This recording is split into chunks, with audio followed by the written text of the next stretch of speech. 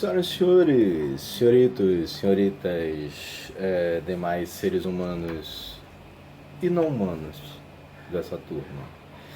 Saúde direcionada para os alunos do 8º ano do Colégio Afim Zé Freire. A disciplina é História, tá? Peraí. Eu ia apertar para parar. Ficou um negócio meio estranho, né? Parou assim no meio do caminhão que eu apertei o pause ali. E aí, pra poder ajeitar a câmera aqui, não sei o que, mas enfim, não importa. A gente começa lá com a página 112, tá? Do capítulo 10, ainda sobre conjuração mineira. Vamos retomar esse assunto aqui para a gente poder finalizar esse capítulo antes da gente passar para a parte das revoluções da Bahia e Pernambuco. É o seguinte, aí a gente começa lá na página 112 da seguinte forma. Em 12 de junho de 1789, iniciou-se o processo judicial contra os conjurados. Em fevereiro de 1791, os envolvidos foram transferidos para a prisão no Rio de Janeiro, onde aguardaram a divulgação de suas sentenças, o que ocorreu em 18 de abril de 1792. Inicialmente, rebeldes membros do clero ou de famílias influentes e poderosas foram condenados à morte. Olha só que interessante isso. Esses rebeldes que eram membros do clero ou de famílias influentes, famílias abastadas, famílias que tinham dinheiro, eles, ainda que fossem condenados à morte naquele primeiro momento, chegou um segundo momento que eles passam a receber a clemência da rainha de Portugal, Dona Maria I, que trocou a pena de morte por outras punições. Que punições foram essas? Prisões, exílios, pagamentos de multa. Tá? A clemência nada mais é do que o perdão. Só que assim, é um perdão meia boca, né? O perdão, na verdade, acaba sendo simplesmente pelo fato deles serem pessoas influentes, de serem família de pessoas influentes, pelo fato deles terem dinheiro, essa clemência é um perdão disfarçado de não vou matar vocês, não vou colocar vocês para serem enforcados, porém eu quero que se mantenha algum tipo de apoio de vocês ao nosso governo, né? Então, desde que você fique quietinho, caladinho aí, não vou matar vocês, beleza? Pode ser, o acordo é esse, já que vocês têm dinheiro, vamos fazer isso. Qualquer semelhança com a atualidade é mera coincidência, né? Tipo, as punições acabam sendo voltadas para aquela população que não tem o que oferecer para o governo, não tem o que oferecer para a justiça, não tem dinheiro. Mas se você tem dinheiro, se você é um político, tá ok? Você pode fazer rachadinhas à vontade, sua esposa pode receber cheque de 89 mil reais à vontade, tá? Que não acontece absolutamente nada. E ainda vai ter um monte de gente passando pano, assim, dizendo, mas o PT roubou mais. Não, se roubou, tem que pagar, né? Não é porque roubou mais, roubou menos, roubou. Então, fica difícil a situação, né, querido? Mas, enfim, peraí. Enfim.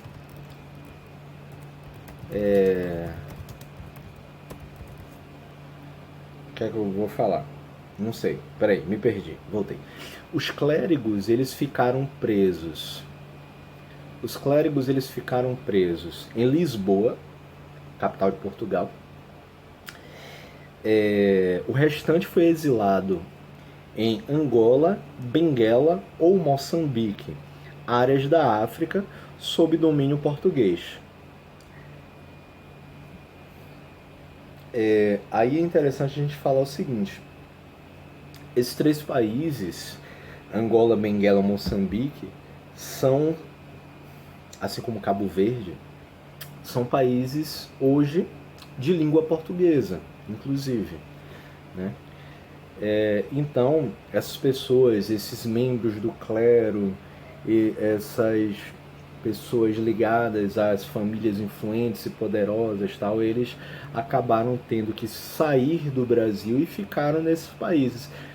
Acaba sendo uma forma de punição, entretanto, eles continuam, de certa forma, sendo pessoas influentes. Eles continuam, de certa forma, tendo determinados privilégios. Então, ainda que exilados, eles foram para esses países e continuaram perpetuando a sua ideia de riqueza, né? Mantiveram-se ricos, digamos assim. Só que passaram a ser ricos explorando pessoas de outros locais, né? Não mais daqui do Brasil. Somente um participante foi executado, o alferes, que é um cargo que no Exército Brasileiro equivale ao segundo tenente, ou seja, fica abaixo do tenente. O alferes Joaquim José da Silva Xavier, o famoso Tiradentes. Ele acabou sendo o único executado, porque era de baixa patente, né, no exército, não era alguém influente, e a coroa portuguesa precisava mostrar para a população, precisava dizer para o povo que, caso eles se insurgissem contra o governo vigente, que eles poderiam sofrer o mesmo fim que o Tiradentes sofreu, que ele acabou sendo enforcado em praça pública, né? Então, ele acabou sendo executado e, de certa forma, se tornou um mártir, né? Aí a gente tem a imagem, o monumento em homenagem a Tiradentes, inaugurado em 1894, ao fundo o Museu da Inconfidência, antiga casa da Câmara e cadeia de Vila Rica, né? Em Ouro Preto. Quem tiver a oportunidade de conhecer essas cidades históricas de Minas Gerais, perfeição. Deixa passar a pandemia primeiro, tá? Esperar as coisas melhorarem aí, a vacina sair e tal, e toca a vida pelo mundo. Na Conjuração Mineira, também conhecida como Inconfidência Mineira, destacou-se a participação de Joaquim José da Silva Xavier, conhecido como Tiradentes, de origem humilde, pobre, dedicou-se aos ofícios de dentista, por isso que era Tiradentes, né? Tropeiro, boticário e minerador, até se tornar alferes da cavalaria de Vila Rica. Então, essa galera das antigas fazia de tudo. Hoje em dia só pode fazer uma coisa mesmo se ficar cansado, né? Antigamente o cara tinha 48 profissões diferentes, fazia tudo ao mesmo tempo. Tava lá, ao mesmo tempo que tava arrancando o dente de alguém, ele tava lá escrevendo um livro e com o pé tava pintando um quadro. Então fazia mil e uma coisa ao mesmo tempo. E pronto, só que o bichinho era de origem pobre, continuou sendo pobre, morreu pobre, de qualquer forma, então por isso que a culpa toda recaiu sobre ele, por isso que ele foi o único que foi morto em praça pública, para que todo mundo pudesse olhar para a cara dele assim e falar: ih, se lenhou. Descontente por não ter sido nomeado comandante da tropa, safado, após 13 anos sem promoção, 13, culpa do PT, Tiradentes foi um dos principais defensores da conspiração comunista, defensores da conspiração, atraindo muitos simpatizantes para o movimento. Então, tipo, ele trabalhava basicamente para o governo, né? Ele era um militar. Mas, pelo fato dele não ter o famoso QI, quem indique, né? Ele acabou não se tornando comandante de tropa. Mesmo depois de tanto tempo de serviços prestados para o exército, ele não foi nomeado, continuou no mesmo cargo, nesse cargo baixo de segundo tenente, E ele se revoltou, se juntou com a galera, falou assim, ó, vamos tacar pau, taca ali pau, doido, vamos tacar pau aí no governo, vamos procurar afastar essas misérias da coroa portuguesa aí da gente, porque esse parangolé não tá dando certo não, vamos cair de pau em cima deles. Só que ele foi chamado de traidor, de conspirador, e aí se lenhou, né? Se enforcou, não, foi enforcado. Acabou atraindo diversos simpatizantes, porque até mesmo ele era visto como alguém que fazia parte, é como se dissesse assim, ele fazia parte daquela máquina pública, mas ele de lá de dentro ele tinha uma visão diferenciada, ele via que aquilo não estava dando certo, que precisava ser mudado. Então ele acabou atraindo muito essa atenção dos simpatizantes para o movimento. Durante a devassa, ou seja, o processo judicial contra os inconfidentes da Vila Rica, ele assumiu a responsabilidade pelo levante e confirmou depoimentos de outros envolvidos que o apontaram como o principal líder da rebelião. Atitude que acabou lhe custando a vida, né? Foi condenado à forca e sua execução ocorreu em 21 de abril de 1792. 21 de abril, é coincidência, né? Tem o feriado de 21 de abril, Tiradentes, bem no dia que ele morreu.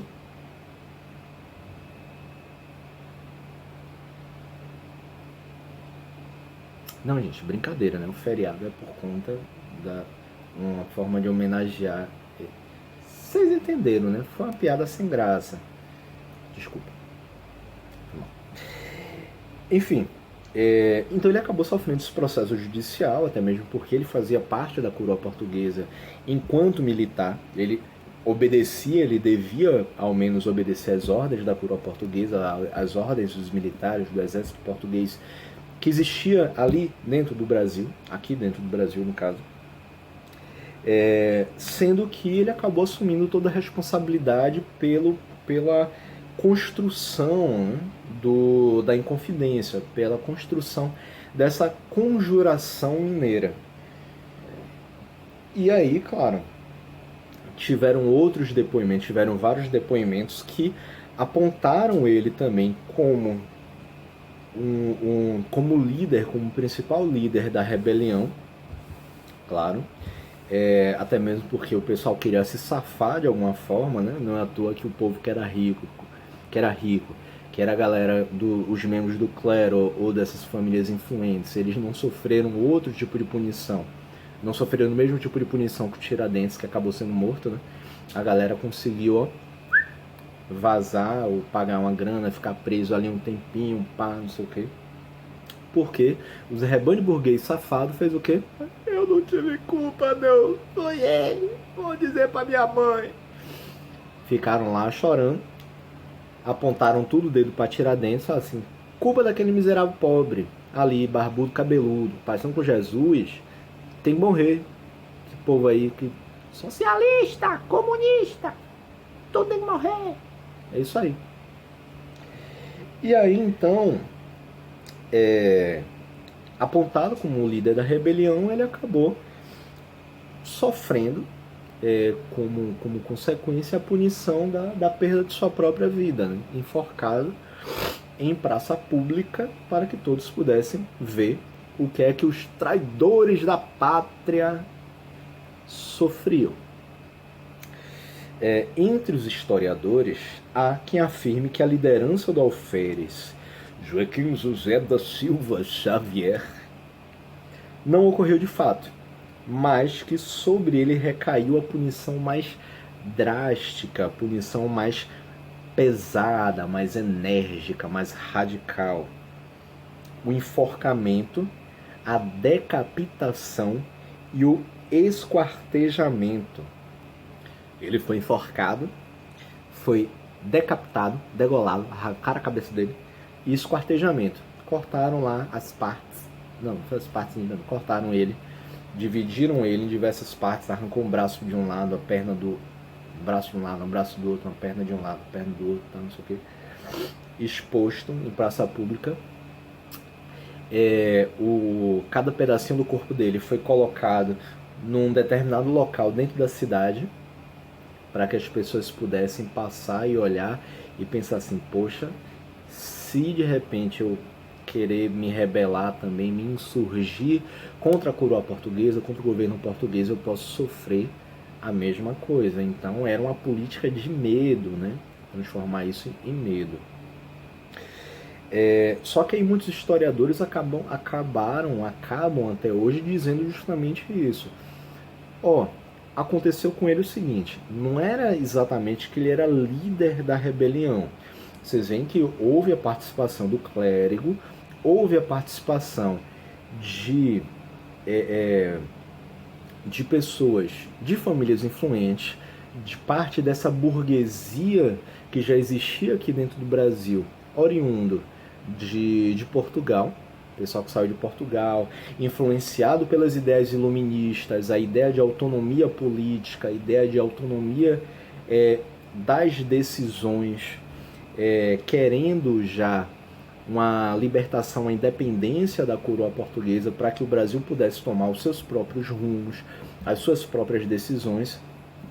Muita da gente que estava envolvida nesse meio era uma galera que tinha dinheiro. Só que assim, a gente sabe até hoje como é que acontece isso. Quem tem dinheiro não costuma sofrer nenhum tipo de punição. Mas Tiradentes, José Joaquim da Silva Xavier, era uma pessoa que fazia parte do povão. Era pobre. Então, a maioria da população que fazia parte também da população brasileira naquele momento era uma população pobre. Então, o recado que precisava ser dado não era para os clérigos. O recado que precisava ser dado não era para aquelas pessoas que faziam parte das famílias influentes, mas sim para o povão, para a galera que era pobre. Então, alguns historiadores defendem justamente essa ideia de que Tiradentes, na verdade, não foi o líder dessa rebelião, mas uma das pessoas que participaram ativamente dela, e por conta da sua condição social, por conta de ter a sua origem pobre, ele acabou sofrendo essa punição mais severa. Porque o governo, a coroa portuguesa, precisava mostrar para o restante da população, para aquela camada maior da população, composta também por pessoas pobres, que se elas quisessem se rebelar, se elas quisessem formar grupos para lutar contra a coroa portuguesa, sofreriam as mesmas consequências, sofreriam a mesma punição que o Tiradentes acabou sofrendo. Então, daquela época, lá em 1792, assim como a gente passa hoje 330 anos depois, 230 anos depois, né? Sou bom em matemática não, mas gente, 228, parece mais ou menos. Enfim, quase 230 anos depois, a gente continua vendo que a punição sempre é mais pesada, sempre recai sobre a população mais pobre. Os ricos se safam, advogados aí, pessoal que pode pagar advogado, se safa, que pode dar um dinheirinho por fora assim pro juiz, tal, liberar para fazer as rachadinhas, aí essa galera se safa, né? Foram privilegiados. Ou então, por exemplo, vocês estão acompanhando o caso da Flor de Lis, a deputada federal Flor de Lis, que mandou matar o marido junto com os filhos, tá solta até hoje. A polícia já bateu lá, já falou assim, ela foi mandante do assassinato do marido. Continua solta. Pobre, se peidar na frente do policial, é preso por desacato à autoridade e vai passar 20 anos dentro de uma cadeia. Ainda mais se for pobre e preto. Aí, culpa dos portugueses, rebanho de europeu safado. Jornada dos Mártires. O quadro Jornada dos Mártires, de Antônio Parreiras, foi encomendado no ano de 1928 pelo prefeito de Juiz de Fora para a decoração da Prefeitura Municipal. Hoje encontra-se exposto na Sala Tiradentes do Museu Mariano Procópio, localizado na mesma cidade. A obra retrata a passagem dos inconfidentes presos pela cidade de Matias Barbosa, em Minas Gerais, de onde seguiriam para o julgamento no Rio de Janeiro. O que se vê na obra não são os inconfidentes como heróis ou homens valentes e vencedores. Parreiras representa o fim de um movimento sem sucesso, cujos revoltosos pagaram com a liberdade e, em alguns casos, com a vida, o sonho de se tornarem independentes da metrópole. Por representar os protagonistas como derrotados em seus ideais de liberdade, Antônio Parreiras busca ressaltar a firmeza, a coragem e a convicção dos inconfidentes. Embora não represente os inconfidentes como heróis, como seria de se esperar, um pintor pretende transmitir uma lição de patriotismo e civismo. O que se pode observar é um grupo de homens acusados de conspiradores que foram detidos e estavam no meio de uma viagem para o Rio de Janeiro, onde seriam julgados. Todos os personagens inconfidentes caminham lentamente, com um peso no passo que nos salta aos olhos, sofrimento que Parreiras explicita. Além disso, uma observação mais atenta nos mostra que o ponto central do quadro se constitui de um vazio, o que poderíamos julgar como uma analogia ao resultado daquele movimento. O nada, ou até mesmo a falta de solidez que havia entre os próprios inconfidentes, se levarmos em conta as traições que levaram ao desmanche do movimento. Nos quadros históricos de Antônio Parreiras, há uma preocupação documental maior do que com o valor artístico, uma vez que o pintor procura uma fidelidade às fontes históricas. É interessante a gente ir em busca dessas representações. Vocês podem fazer pesquisas depois a respeito de outros quadros do Antônio Parreiras, que busca retratar essa Minas Gerais, esse Brasil em busca da luta pela independência, e a forma como em alguns momentos se sai vencido e outros se sai como vencedores dessas lutas. E aí você vê a representação deles, na grande maioria de cabeça baixa e tudo, mas apesar de saírem desses rebeldes sendo transferidos para a capital da colônia, apesar de saírem derrotados, a gente sabe que a história vai acabar trazendo uma concepção de que essa luta que eles iniciaram lá com a Conjuração Mineira vai trazer, vai reverberar, vai influenciar em diversas outras lutas por independência ocorridas no país inteiro. E aí, como a gente vai trabalhar nas próximas aulas, com as revoluções de Bahia e de Pernambuco, a gente vai ver que elas vão ter um pouco dessa influência também da Conjuração Mineira, através desses pensamentos que adviram, que vieram de lá das ideias iluministas, principalmente na França, lá com a Revolução Francesa e coisa e tal, que vai influenciar em todo esse processo de luta pela independência do país da coroa portuguesa. Beleza?